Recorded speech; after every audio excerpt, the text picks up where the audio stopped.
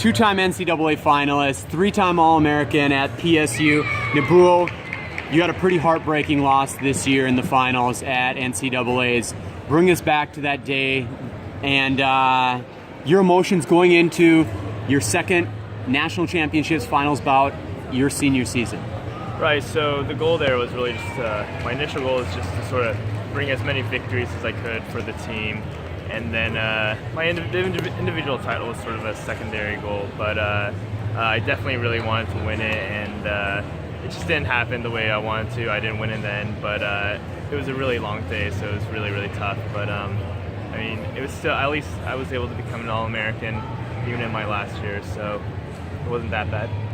Definitely a lot of excitement, a lot of success for you throughout the year, and definitely in those finals. Looking back, reflecting on your time at Penn State, what was most influential in your development as a fencer? So I'd say that the most influential thing while I was fencing at Penn State was just sort of the team mentality. So it's a little different than fencing in a club because you have all your teammates sort of backing you up and pushing you, and we're all sort of pushing each other to get better. So it's not necessarily a technical thing, it's more of this emotional boost that you have. So, and you compared the club and NCAA kind of environments, if you will. Right. You come obviously from a really strong club background with Macialis M team. How about in the kind of beauty of the fencing that you learned there and that we see also in your style, compared to kind of the things that you learned and added to your game while at Penn State? Right, so I mean, it's really just variety. It's not like what I learned at Greg's club was overtaken by what I learned at Penn State. It's sort of an accumulation of knowledge and just kind of gaining all these new skills. And I wouldn't say it's necessarily one taking over the other. And as far as like balancing the different systems, if you will, the different philosophies, right.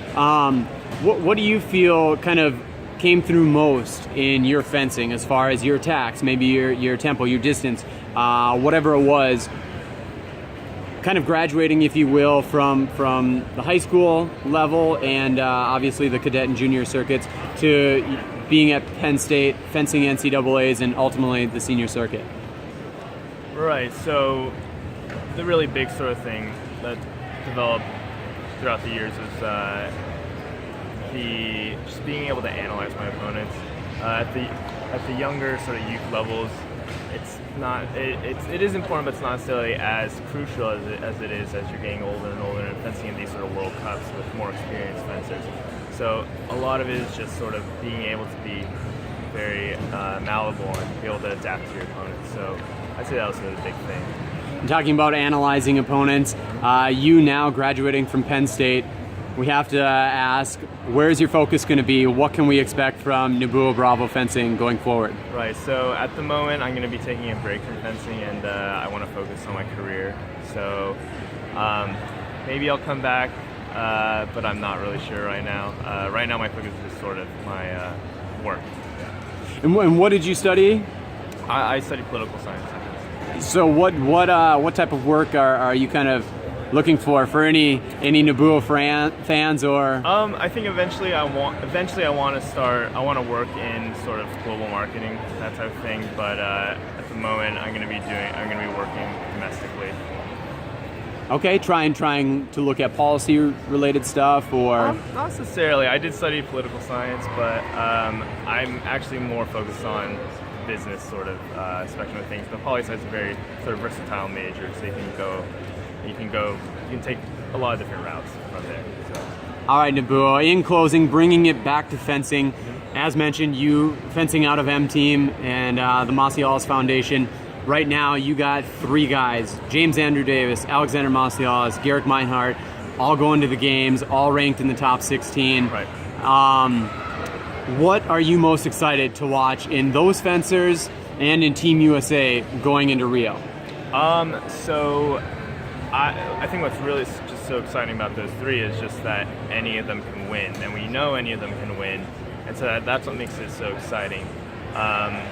For Garrick, I really hope that his health he just sort of maintains his health, his back, and is able to push through. And because it's his last Olympics, I just really hope they can perform to his top potential. And for James and Alexander, I just hope that they fence their best, and I really hope that one of them will bring home a medal, or hopefully the gold. If you highlighting, of course, the fact and the reality that all three of them are capable of gold. Right. As stated, they've proven that in World Cup, Grand Prix wins, European Championships, Pan Ams, World Championships, you name it.